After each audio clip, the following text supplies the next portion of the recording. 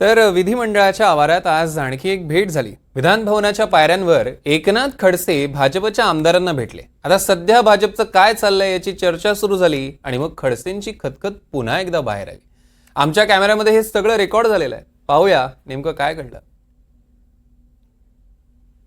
जखमा कशा सुगंधी झाल्यात काळजाला, केलेत वार ज्यांनी तो मोगरा असावा।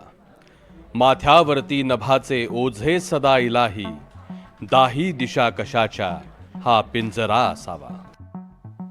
विधान भवनाच्या पायऱ्यांवर उभ्या असलेल्या एकनाथ खडसेंच्या मनात याच भावना दाटून आल्या असाव्यात। खडसेंना पायऱ्यांवर आमदार अतुल भातखळकर आणि माधुरी मिसाळ भेटल्या आणि खडसेंची वेदना बोलती झाली।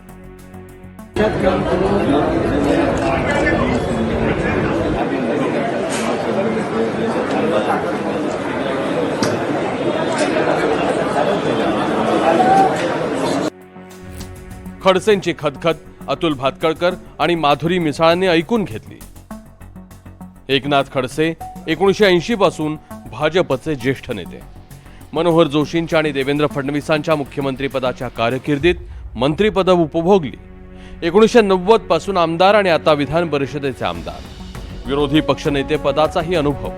2016 मध्ये खडसेंना भोसरी MIDC भ्रष्टाचार प्रकरणी मंत्रिपद गमवावं लागलं।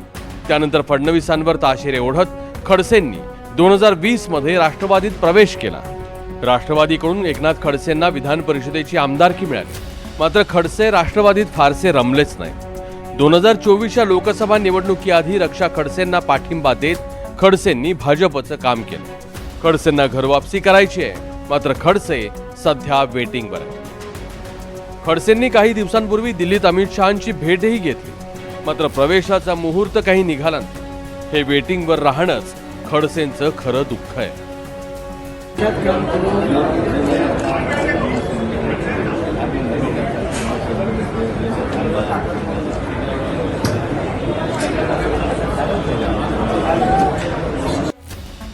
भाजपमध्ये इतर पक्षातून मागच्या दारानं आलेले अनेक नेते मोठे झाले। 2024च्या निवडणुकीआधी अशोक चव्हाण काँग्रेसमधून आले, राज्यसभेचे खासदार झाले। नारायण राणे काँग्रेसमधून आले, ते मागच्या सरकारमध्ये केंद्रीय मंत्री होते। राष्ट्रवादी काँग्रेसमधून आलेले राहुल नार्वेकर विधानसभा अध्यक्ष झाले। काँग्रेसमधून आलेले राधाकृष्ण विखे पाटील मंत्री झाले।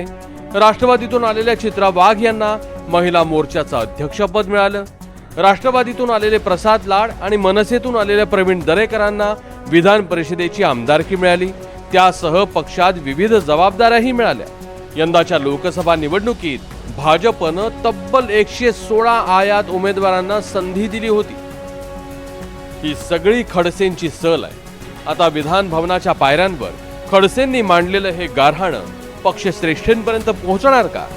घर वापसीमध्ये खडसेंचा नंबर लागणार की आप कतार में है, हाच निरोप खडसेंना मिळणार हे काही दिवसातच स्पष्ट होईल। सागर कुलकर्णी, NDTV मराठी, मुंबई।